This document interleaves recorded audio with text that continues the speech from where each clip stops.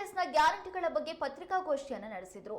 ಈ ಸಂದರ್ಭದಲ್ಲಿ ಮಾತನಾಡಿರುವಂತಹ ಮುಖಂಡರು ಜಿಲ್ಲೆಯಲ್ಲಿ ಎಷ್ಟು ಜನ ಫಲಾನುಭವಿಗಳು ಇದ್ದಾರೆ, ಯಾರಿಗೆಲ್ಲ ಕಾಂಗ್ರೆಸ್ನ ಗ್ಯಾರಂಟಿ ತಲುಪಿದೆ ಅನ್ನುವಂತ ಮಾಹಿತಿಯನ್ನು ನೀಡಿದರು. ಕಾರ್ಯಕರ್ತರನ್ನು ಆರ್ಥಿಕವಾಗಿ ಅಭಿನಂದಿಸುತ್ತೇನೆ. ಜೊತೆಯಲ್ಲಿ ರಾಜ್ಯ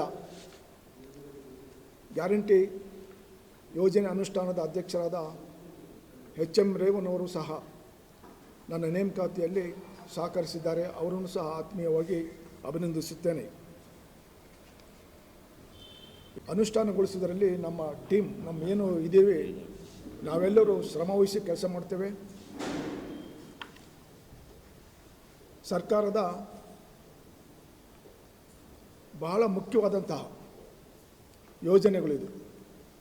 ಕರ್ನಾಟಕದ ಇತಿಹಾಸದಲ್ಲಿ ಸುವರ್ಣಾಕ್ಷರಗಳಿಂದ ಬರೆದಿಡುವಂತಹ ಈ ಯೋಜನೆಗಳಾದ ಶಕ್ತಿ ಮತ್ತು ಅನ್ನಭಾಗ್ಯ, ಭಾಗ್ಯಲಕ್ಷ್ಮಿ ಹಾಗೂ ಯುವನಿಧಿ ಸೇರಿದಂತೆ ಎಲ್ಲ ಭಾಗ್ಯಗಳನ್ನು ಸರ್ಕಾರ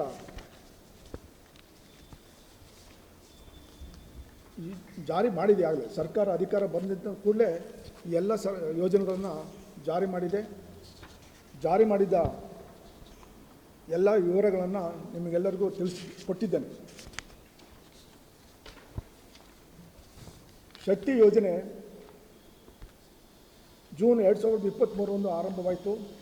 ಅಲ್ಲಿಂದ ಮಾರ್ಚ್ 24ರವರೆಗೆ ಸುಮಾರು ಶಿವಮೊಗ್ಗ ಡಿಪೋದಲ್ಲಿ ಶಿವಮೊಗ್ಗ, ಭದ್ರಾವತಿ, ಸಾಗರ,